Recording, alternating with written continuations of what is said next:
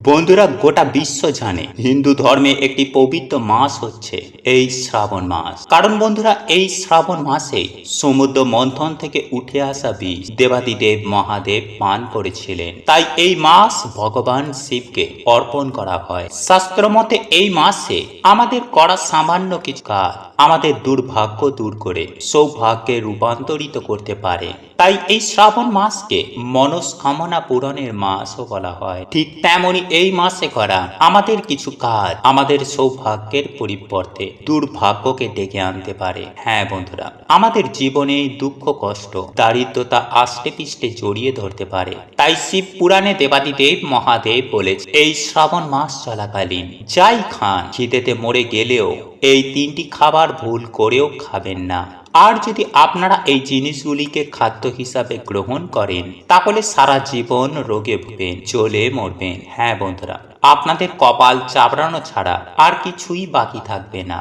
ঠিক তেমনই দেবাদিদেব মহাদেব এও বলেন, যদি কোনো ব্যক্তি শ্রাবণ মাসে কালো সুতো বা ধাগা হাতে কিংবা পায়ে বেঁধে রাখতে পারবে, সেই ভক্ত দেবাদিদেব মহাদেবের আশীর্বাদ প্রাপ্ত করবে। শুধু তাই নয় বন্ধুরা, যে সকল ব্যক্তিরা এই কালো সুতো বা কালো ধাগা হাতে কিংবা পায়ে ধারণ করবে, সেই সকল ভক্তরা এই শ্রাবণ মাসে এই পাঁচটি সংকেত অবশ্যই পাবেন। কারণ এই পাঁচটি সংকেত ভাগ্যশালীরাই পায়।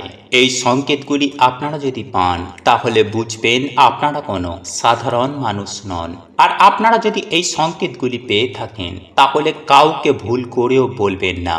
কারণ দেবাদিদেব মহাদেবের আশীর্বাদ কি পায়, আপনার ভালো সময় আসতে চলেছে। আপনি মহাদেবের আশীর্বাদে রাতারাতি কোটিপতি হয়ে উঠবেন। কারণ এই মাসে যে ব্যক্তি এই পাঁচটি সংকেতের মধ্যে যে কোনো একটি সংকেত যদি পান তাহলে এর মানে হলো স্বয়ং দেবাদিদেব মহাদেব সেই ব্যক্তির বাড়িতে আগমন করেছে। হ্যাঁ বন্ধুরা, ভক্তের ডাকে ভগবানকেও স্বয়ং ভক্তের বাড়িতে আসতে হয়। আর তিনি তো ভোলা না, ভক্ত তার ভক্তি করবে আর তিনি আসবেন না, এমনটা হতেই পারে না। তাই ভগবান শিব সেই বাড়িতে আসার আগে তিনি তার ভক্তদের বিভিন্ন রকমের সংকেত দেন। এবং যখন তিনি আপনাদের বাড়িতে আসবেন তখন বন্ধুরা এই সংকেতগুলি দেখে আপনারা বুঝতে পারবেন যে আপনাদের বাড়িতে স্বয়ং মহাদেবের কৃপা হয়েছে এবং আপনাদের জীবন থেকে এবার সমস্ত রকমের দুঃখ কষ্ট দারিদ্রতা এমনকি রোগ ব্যাধিরও নাশ, আপনাদের জীবনে ভালো সময় আসতে চলেছে। তাই বন্ধুরা, আপনারা দেবাদিদেব মহাদেবের কৃপা প্রাপ্ত করার জন্য একবার কমেন্টে মন থেকে লিখুন ওম নমঃ শিবায়, হর হর মহাদেব। এবং বন্ধুরা, এই রকম আরো ভিডিও পাওয়ার জন্য আমাদের চ্যানেলটি সাবস্ক্রাইব করে পাশে থাকা নোটিফিকেশন বেল আইকনটি অন করে রাখতে একদমই ভুলবেন না। তাহলে আপনারা নতুন কিছু জানতে পারবেন, নতুন কিছু শিখতে পারবেন। চলুন বন্ধুরা, এইবার আমরা দেখে নিই যে এই মাসে আপনারা কোন সংকেতগুলি পেলে বুঝবেন যে আপনাদের ওপর স্বয়ং মহাদেবের কৃপা হয়েছে কিনা।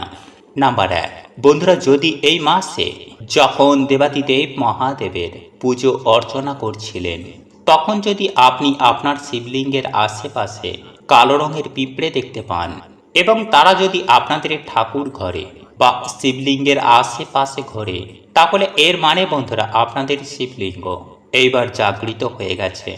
মানে আপনাদের বাড়ির শিবলিঙ্গে শিবতত্ত্বের প্রবেশ ঘটেছে, যা আমরা এত জ্ঞানী হওয়ার সত্ত্বেও তা অনুভব করতে পারিনি। কিন্তু সামান্য একটি পিঁপড়ে তা অনুভব করেছে। আসলে বন্ধুরা, পিঁপড়ে আমাদের আশেপাশে থাকা এনার্জি বা প্রকৃতিতে হওয়া কিছু ঘটনা তারা আগে থেকেই অনুভব করতে পারে। যেমন দেখবেন বৃষ্টি হবার আগেই পিঁপড়ে তা বুঝে যায়। তাই যখন শিবলিঙ্গে শিবতত্ত্বের প্রবেশ হয় তখন পিঁপড়ে বা এই সমস্ত জীবেরা শিবলিঙ্গের আশেপাশে ঘোরে। নাম্বার 2, বাড়িতে গরুর আগমন হওয়া বা নন্দী মহারাজের আগমন হওয়া। বন্ধুরা, নন্দী মহারাজ হলেন ভগবান শিবের দ্বার রক্ষক এবং ভগবান শিবের পরম ভক্ত। তাই এর জন্যই প্রত্যেক শিব মন্দিরের বাইরে নন্দী মহারাজ বিরাজ করেন। মানা হয় যে বাড়িতেই ভগবান শিবের আগমন হয় সেই বাড়িতেই সবার প্রথমে নন্দী মহারাজ আসেন। তাই যদি বন্ধুরা আপনাদের বাড়িতে এই মাসে গরু বা নন্দী মহারাজকে দেখতে পান, তাহলে অন্ততপক্ষে রুটি ও জল দিতে একদমই ভুলবেন না। এবং এই মাসে যদি নন্দী মহারাজকে যদি মিষ্টি মুখ করানো যায়, তাহলে এতে ভগবান শিব বন্ধুরা খুবই প্রসন্ন হন। ফলে আমাদের মনের বাসনা তিনি খুব তাড়াতাড়ি পূর্ণ করে দেন। নাম্বার 3, বন্ধুরা যদি আপনারা এই মাসে হঠাৎই স্বপ্নে শিবলিঙ্গ বা ভগবান শিবকে দেখতে পান, তাহলে বন্ধুরা এর মানে আপনাদের ওপর স্বয়ং দেবাদিদেব মহাদেবের কৃপা হয়েছে। কারণ বন্ধুরা আমরা এতটাই পুণ্যবান নই যে আমরা সাক্ষাৎ ভগবানের দর্শন করতে পারি। তাই ভগবান তার ভক্তদের প্রথমে স্বপ্নেই দর্শন দেন। নাম্বার 4, স্বপ্নে সাপের দর্শন, বা যদি আপনাদের বাড়িতে এই সময়ে কালো রঙের সাপ দেখতে পান, তাহলে বন্ধুরা মনে করা হয় যে এটিও ভগবান শিবের কৃপারই লক্ষণ। তাই যদি বন্ধুরা আপনাদের বাড়িতে এই সময়ে সাপ দেখতে পান, তাহলে যতটা পারবেন বন্ধুরা তাদের না মারারই চেষ্টা করবেন। নাম্বার 5, বন্ধুরা যদি এই মাসে আপনাদের বাড়িতে নীলকণ্ঠ পাখি আসে, তাহলে ভুলেও কিন্তু বন্ধুরা তাকে বাড়ি থেকে তাড়াবেন না। কারণ বন্ধুরা শাস্ত্র অনুসার নীলকণ্ঠ ভগবান খুবই প্রিয়। তাই বাড়িতে নীলকণ্ঠ পাখির আসা ভগবান শিবের আসারই সংকেত দেন। এছাড়াও বন্ধুরা যদি আপনাদের বাড়িতে এই সময়ে কর্পূরের গন্ধ পান, বা হনুমানজিকে যদি আপনারা স্বপ্নে দেখেন, বা যদি আপনাদের বাড়িতে হনুমানজি আসেন, তাহলে এটিও ভগবান শিবের কৃপা পাওয়ারই একটি লক্ষণ। কারণ বন্ধুরা হনুমানজি হচ্ছেন স্বয়ং ভগবান শিবেরই অবতার। যাই হোক বন্ধুরা, এইবার আমি আপনাদেরকে জানিয়ে রাখি যে আপনারা দেখেছেন হয়তো যে বেশিরভাগ লোক হাতে নয়তো পায়ে কালো সুতো বা ধাগা বাঁধে। কিছু লোক তো আবার কালো ধাগাকে নিজের গলায়ও পরে। কিন্তু বন্ধুরা আপনারা কি জানেন যে এই সময়ে কেন মানুষেরা কালো ধাগা পরে? কেনই বা বাচ্চাদের কপালে কালো টিপ পরানো হয়? এখন হয়তো আপনাদের মনে একটি প্রশ্ন আসবে যে কালো রং তো অশুভর প্রতীক মনে করা হয়, তাহলে লোকেরা কেন কালো রঙের ধাগা বাঁধে? এর পেছনের উদ্দেশ্যই বা কি? বন্ধুরা যদি আপনারা এর পেছনের কারণ শোনেন, তাহলে আপনারাও চমকে উঠবেন। হ্যাঁ বন্ধুরা, আসলে এর পেছনে লুকিয়ে রয়েছে এক গভীর রহস্য। বন্ধুরা আজকের সময়ে কালো ধাগাকে মানুষেরা ফ্যাশন হিসাবে পরে, কিন্তু তার মধ্যে বেশিরভাগ লোক এটা জানে না যে এর পেছনের কারণ কি। বন্ধুরা এই কালো টিপ লাগানোর পেছনে আধ্যাত্মিক ও বৈজ্ঞানিক দুটো কারণই লুকিয়ে রয়েছে। বন্ধুরা এই সৃষ্টিতে যেমন পজিটিভ এনার্জি রয়েছে, ঠিক তেমনই এই সৃষ্টিতে নেগেটিভ এনার্জিও রয়েছে। তাই আমাদের হিন্দু ধর্ম অনুসার কালো রং নেগেটিভ এনার্জি অর্থাৎ বাজে দৃষ্টি থেকে রক্ষা করে। আপনারা হয়তো অনেকেই ছোট বাচ্চাদের কপালে কালো টিপ দেখেছেন হয়তো, এবং আমাদের কপালেও ছোটবেলায় কালো টিপ দেওয়া হতো। বন্ধুরা আধ্যাত্মিক ব্যক্তি অনুসার মায়েরা এমন এর জন্য করেন যাতে তার সন্তানদের ওপর বাজে দৃষ্টি না লাগে, অর্থাৎ নেগেটিভ এনার্জি যাতে দূরে থাকে। আসলে বন্ধুরা শাস্ত্র অনুসার কালো রং ভগবান শনি ও রাহু দেবের সাথে সম্পর্কিত।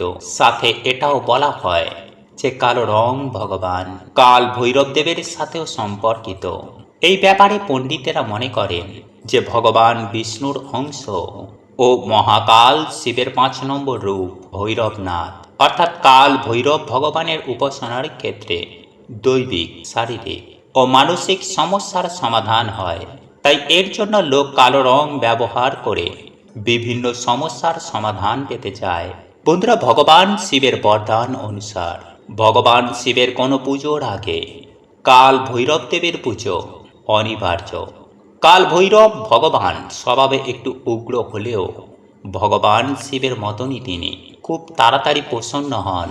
ফলে এই মাসে কপালে কালো রঙের টিপ দিলে নেগেটিভ এনার্জির প্রভাব বাচ্চাদের জীবনে পড়ে না। এবং কপালে যদি বড় করে টিপ দেওয়া হয়, তাহলে মানুষের প্রথম নজর ওই কালো টিপের ওপরেই পড়ে যায়। ফলে মানুষের কোনো রকমের বাজে দৃষ্টি ওই বাচ্চাদের ওপরে পড়ে না। বন্ধুরা এটা তো হলো আধ্যাত্মিক কারণ। তো চলুন বন্ধুরা এইবার আমরা জেনে নিই বৈজ্ঞানিক কারণ। বন্ধুরা আসলে আমাদের এই শরীর 5টি তত্ত্ব নিয়ে তৈরি। যেমন মাটি, জল, বায়ু, অগ্নি ও আকাশ। যখন এই তত্ত্বের মধ্যে কারোর বাজে দৃষ্টি পড়ে, তখন সেই নেগেটিভ এনার্জির প্রভাব তখন আমাদের এই 5 তত্ত্বের শরীরের ওপরেও পড়ে। ফলে তার জীবনে নেমে আসে নানান রকম সমস্যা। আর আপনারা হয়তো বেশিরভাগ মানুষই পড়েছেন যে কালো রং এনার্জিকে, যে কালো রং নেগেটিভ এনার্জিকে শোষণ করে নেয়। এর জন্য কালো রঙের টিপ অথবা হাতে বা পায়ে কালো সুতো বা ধাগা বাঁধা হয়। এছাড়াও বলা হয় যদি মঙ্গলবার হনুমানজির মন্দিরে গিয়ে হনুমানজির চরণে কালো ধাগা রেখে তার চরণে রাখা সিঁদুর যদি ওই ধাগায় লাগিয়ে নিজের সিন্ধুকে বা আলমারিতে রাখা হয়, তাহলে তার জীবন থেকে আর্থিক সমস্যা কিছু দিনের মধ্যেই দূর হয়ে যায়। তাই যদি বন্ধুরা আপনারা কোনো রকমের আর্থিক সমস্যায় ভোগেন, তাহলে এই মাসে অবশ্যই এই প্রক্রিয়াটি করে দেখতে পারেন। অবশ্যই কিন্তু আপনারা এর সুফল পাবেন। তবে বন্ধুরা এই মাসে আপনারা যাই করুন না কেন, যাই খান না কেন, এই শ্রাবণ মাস চলাকালীন বন্ধুরা আপনারা এই খাবার 3টি খাবেন না। কারণ বন্ধুরা যদি আপনারা চান আপনাদের ওপরে স্বয়ং মহাদেবের কৃপা বিরাজ করুক, ভগবান শিবের কৃপায় আপনাদের সকল মনোবাসনা পূর্ণ হোক, তাহলে বন্ধুরা আপনারা আজকের এই ভিডিওটি অবশ্যই পুরো দেখুন। কারণ বন্ধুরা এইবার আমি আপনাদেরকে এমনই বিশেষ কিছু গুরুত্বপূর্ণ দিক তুলে ধরব যা প্রত্যেকটা মানুষের জানা অত্যন্তই জরুরি। তাই বন্ধুরা ভিডিওটি একটি লাইক করে কমেন্টে ওম নমঃ শিবায়, হর হর মহাদেব ও জয় শ্রীকৃষ্ণ রাধে রাধে অবশ্যই লিখবেন। বন্ধুরা শিব পুরাণে উল্লেখ করা হয়েছে যে ভগবান শিবের পুজো অর্চনা করার জন্য এই শ্রাবণ মাস সর্বশ্রেষ্ঠ মাস বলে মনে করা হয়। কারণ এই মাসে বন্ধুরা ভগবান শিব নিজের ভক্তদের বাড়িতে আসেন এবং ভক্তদের মনের কথা ও মনের বাসনা শোনেন। যারা এই মাসে ভগবান শিবের নামে সোমবারে অন্তত একটি বেলপাতা শিবলিঙ্গে অর্পণ করে, তাহলে বন্ধুরা তাদের মনোবাসনা স্বয়ং ভগবান শিব শোনেন। কারণ বন্ধুরা ভগবান শিব হলেন স্বয়ং ভোলেনাথ। তিনি ভক্তের দেওয়া সামান্য একটি বেলপাতাতেই তিনি সন্তুষ্ট হয়ে যান। আবার ঠিক তেমনই সামান্য কিছু ভুলেও বন্ধুরা তিনি রুদ্র রূপ ধারণ করেন এবং সেই ব্যক্তির ওপরে তিনি কখনোই কৃপা করেন না। তাই বন্ধুরা এই মাস চলাকালীন আপনারা কিন্তু ভুলেও এই কার্যগুলি করবেন না, নইলে আপনাদের পরিবারের ওপরে কিন্তু বন্ধুরা এর প্রভাব অবশ্যই পড়বে। নাম্বার 1, বন্ধুরা এই শ্রাবণ মাস সাধনা ও তপস্যার মাস। তাই বন্ধুরা এই মাসে আপনারা বেশি ভোগ বিলাসিতা করবেন না। এই মাসে যতটা আপনারা পারবেন জপ তপ দান পুণ্য মানে বেশি করে পুণ্য আদির কাজ করবেন। নাম্বার 2, বন্ধুরা এই মাসে আমাদের চুল দাড়ি কাটা উচিত নয়, বিশেষ করে এই মাসের সোমবারগুলিতে। নাম্বার 3, বন্ধুরা এই মাসের সোমবারে সকাল সকাল ঘুম থেকে উঠে বাবার মাথায় জল ঢালুন। যদি পারেন তো বন্ধুরা আপনারা এই মাসে যে কোনো একটি শিব মন্দিরে গিয়ে শিবলিঙ্গে জল অর্পণ করুন। এবং যদি বন্ধুরা আপনাদের বাড়িতে এই মাসে কোনো অসহায় গরিব দুঃখী মানুষ আসে, তাহলে বন্ধুরা ভুলেও কিন্তু তাকে খালি হাতে ফেরাবেন না। কারণ বন্ধুরা এই মাসে স্বয়ং মহাদেব ভক্তদের বাড়িতে আসেন। তাই বন্ধুরা এই মাসে কোনো রকম কোনো পশু পাখির গায়ে হাত তুলবেন না, কোনো নারী বা পুরুষকে বিনা কারণে অপমান করবেন না, কারোর নিন্দা করবেন না, এই মাসে কাউকে ঠকাবেন না, মা বাবা গুরুজনকে এই মাসে ভুলেও দুঃখ দেবেন না। যতটা পারবেন বন্ধুরা এই মাসে পশু পাখিদের সেবা করুন, অসহায় মানুষদের সাহায্য করুন। কারণ বন্ধুরা ভগবান শিবকে স্বয়ং পশুপতিনাথ বলা হয়। তাই বন্ধুরা এই কার্যে ভগবান শিব খুবই প্রসন্ন হন। নাম্বার 4, এইবার আমি আপনাদেরকে জানিয়ে দেব যে শাস্ত্রের বিধিবিধান অনুসারে এই শ্রাবণ মাস চলাকালীন যে খাবারগুলি খাওয়া মোটেও উচিত নয়। বন্ধুরা আমি সবার প্রথমেই যে খাবারটির কথা বলবো তা হলো কাঁচা দুধ। হ্যাঁ বন্ধুরা, কারণ আপনারা প্রত্যেকেই জানি যে শ্রাবণ মাসটি কিন্তু বর্ষাকালের অন্তর্ভুক্ত একটি মাস এবং এই বর্ষাকালে কাঁচা দুধে অত্যন্ত পরিমাণে ব্যাকটেরিয়া খুব দ্রুততার সঙ্গে বৃদ্ধি পায়। আর আপনারা যদি এই বর্ষাকালে কাঁচা দুধ পান করেন, তাহলে কিন্তু বৈজ্ঞানিক দৃষ্টিভঙ্গিতে আপনাদের শারীরিক সমস্যা বা পেটের সমস্যা দেখা দিতে পারে। আবার অন্যদিকে আমাদের হিন্দু শাস্ত্র বলছে প্রচুর পরিমাণে ব্যাকটেরিয়া দুধের মধ্যেই তৈরি হয় বলে সেহেতু দেবাদিদেব মহাদেবের মাথায় এই কাঁচা দুধ নিবেদন করা হয়। বন্ধুরা, এই দুধ দেবাদিদেব মহাদেবের অত্যন্ত প্রিয় হলেও মানুষের শরীরের জন্য কাঁচা দুধ সেবন করা একদমই ভালো নয় এই শ্রাবণ মাসে। বন্ধুরা, বহু প্রাচীন কাল থেকেই এই শ্রাবণ মাসে কাঁচা দুধ কিন্তু দেবাদিদেব মহাদেবের মাথায় নিবেদন করা হয় এবং এই দুধ দিয়ে ওনার অভিষেক করা হয়। সুতরাং আপনারা কোনো পরিস্থিতিতে এই কাঁচা দুধ কিন্তু শ্রাবণ মাসে গ্রহণ করবেন না, এতে ভালো আপনাদেরই হবে। বন্ধুরা, এরপর তৃতীয় যে খাবারটি আপনাদেরকে জানিয়ে দেব বা শ্রাবণ মাসে খেতে বারণ করব, সেটি হলো বেগুন বা কোনোরূপ শাক জাতীয় খাবার। আগে হ্যাঁ বন্ধুরা, আপনারা কিন্তু এই শ্রাবণ মাস চলাকালীন ভুল করেও লাল শাক বা বেগুন মুখে তুলবেন না।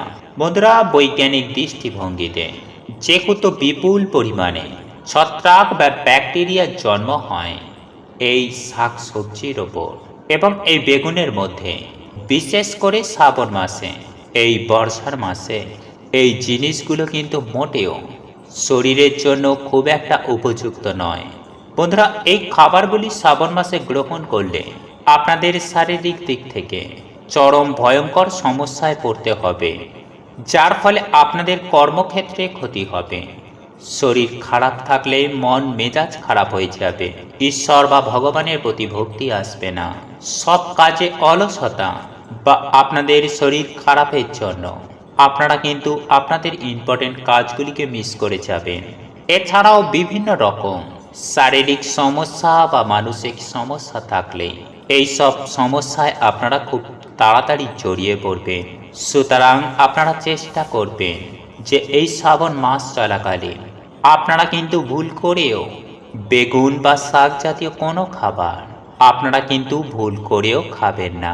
এবং বন্ধুরা, আপনারা এই মাসের সোমবারে কোনো রকমের আমিষ খাবার খাবেন না, পেঁয়াজ রসুন খাবেন না এবং কোনো রকমের মদ্যপান বা নেশা ভাঙ করবেন না।